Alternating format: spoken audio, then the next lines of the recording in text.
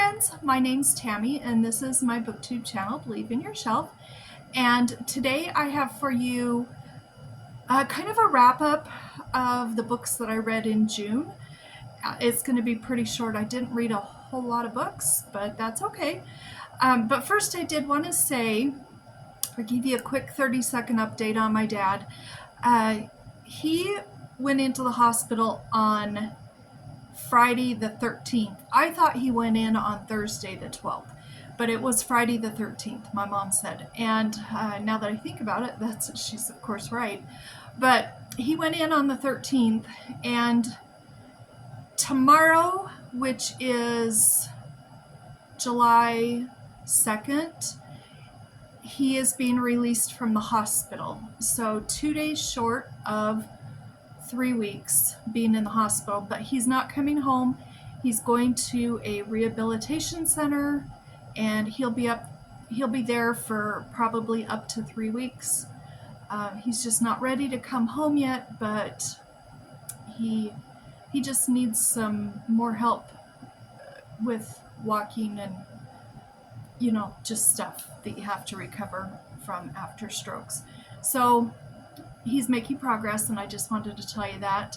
He's not actually going home. We thought he was going to go home tomorrow, until earlier today we found out that the doctor said he's just not ready to go home. So he's heading to a rehabilitation center tomorrow for probably another 3 weeks. So by the time he gets home, this will have been about 6 weeks, month and a half in the hospital in the rehabilitation center. But miraculously, you know, he's recovering and he's doing well and he's super strong, and I love him so much. I love you, Dad.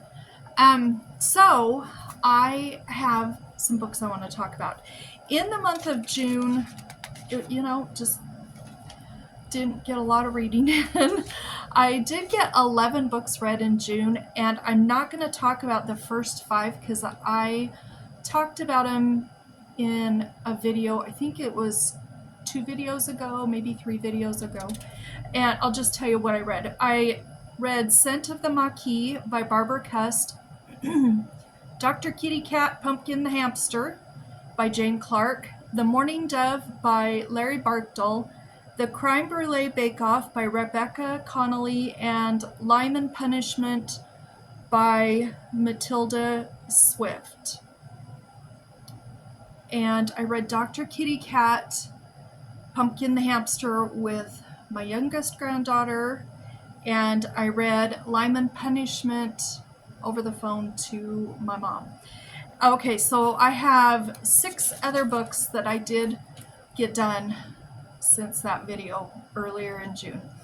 So it's going to be pretty short. I read one Nancy Drew, and I listened to one Nancy Drew on Libby. The one that I read was The Secret in the Old Attic by Carolyn Keene. And this is one of my favorite Nancy Drews that I've read. I really liked this one. This one is about some mysterious letters that are found and some music that has been lost that is worth a lot of money, and Nancy and her friends solve the mystery, of course. And I really liked this one. This one is number 21 in this series. And the other one that I read, I listened to, is called, sorry, I have to look at my notes here. It was The Bungalow Mystery by Carolyn Keene. And I listened to that one several weeks ago. And I remember I liked it, but honestly, I can't even remember what it was about. It's just gone. But I did read that one. Okay, so then I also read Miss Hickory by Carolyn Sherwin Bailey, and this is a Newbery winner. And this was a fun read because, well, it's a middle grade book, but I remember reading this to my kids when they were all kind of middle grade and late grade school age kids. And this is about Miss Hickory, and she is a stick basically with an acorn head, and she has lost her place that she lives, and winter's coming on and she needs to find somewhere to stay and to keep safe.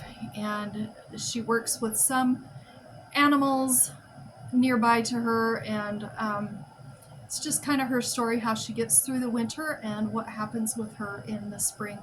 And I really did like this. This was a very nostalgic book for me because I remember reading it with the kids, and there's lots of good illustrations in here. Just really enjoyed this book. So there's that one. This was one of my favorite reads. This is another middle grade book, and then the rest are adult books. This one's called No Children, No Pets by Marion, Holland. And I love this book. I read this in the last couple weeks, and it was, excuse me, a wonderful distraction. And I loved it.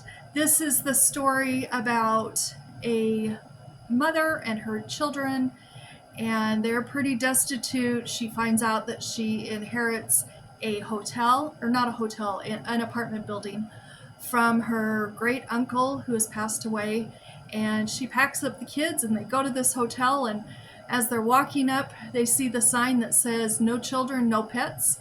And of course she's got 3 children and she's got a pet. This cat causes a lot of troubles, and this little girl causes a lot of troubles.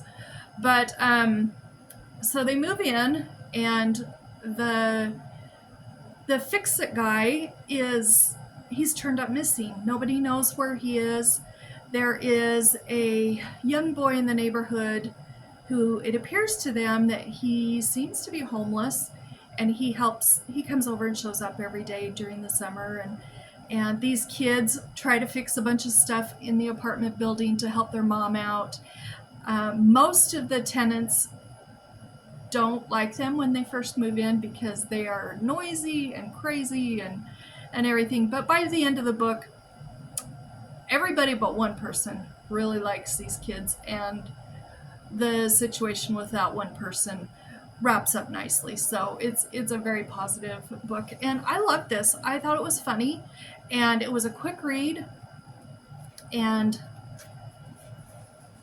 there's illustrations throughout here, and I just really enjoyed this book. I would like to look and see if Marion, Holland, I'm wondering if she has any other books, because I would be interested to see if I could find some of them. Okay, so then let me just look at my notes and make sure I'm not skipping things. Okay, so I have 2 books left to talk about. This first book I read over the phone to my mom. It's the 3rd book in the Parchment Paper Mysteries, and it's called For Whom the Bell Pepper Tolls by Matilda Swift. This is, I think, my very favorite cozy mystery series. I love Matilda Swift's writing. I think you're there for it. And when things get settled down the road, my mom and I are still going to do a little video where we talk about this series, because we have both really enjoyed it.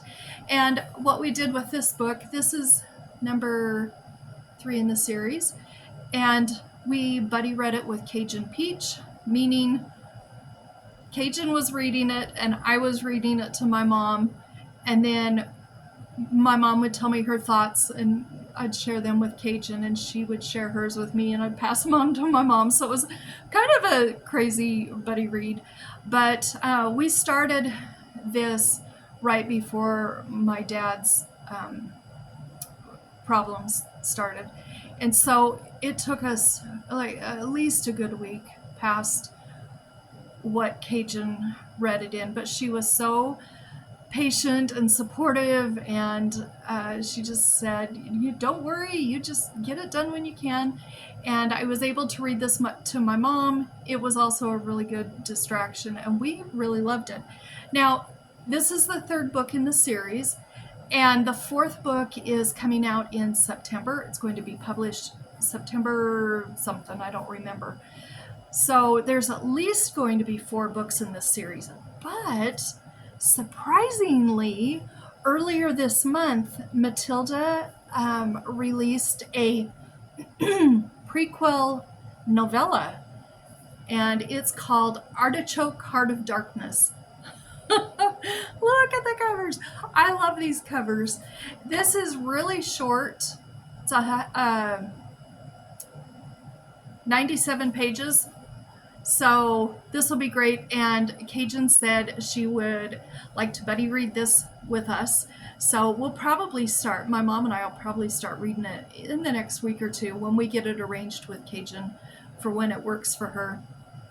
And we would like to get this book read before the 4th book in the series. Well, it'll be the 5th, counting this novella, but the 4th book in the series before it comes out. We want to get this one read. So, so that's just a little side note, but 5 stars. I love this. I just love her writing. I can't say enough good things about her writing. So, there's that. And then, I don't know if you remember, I think it was in May, I read by Dani Pettrey, One Wrong Move. And I really liked this. My dad read it to my mom, or they listened to it on Libby or something. I don't remember what they did. But they really enjoyed this book too. And so there was a sequel. I would imagine there's going to be 4 books in this series because there's 4 main characters. And it seems like each book is based on a certain character. And so book 2 is called 2 Seconds Too Late. Again, it's by Dani Pettrey. And I'm sad to say I didn't like this book. And if I kept plugging along because I knew I liked the other one so much, and I thought, well, it'll get better, it'll get better. And if I would have known how much I was going to end up disliking it, I would have DNF'd it. But I kept thinking it was going to get better. This one here was a romantic suspense. This here was a suspenseful romance. That's kind of how I feel about it. It was a lot of romance, a lot of angst, a lot of I don't know. It was too much. If it had a really good story, and the suspenseful elements to the book were really, really good. But I would never read this again, so I'm probably just going to unhaul this on my next unhaul. So, I had 2 great adult book reads.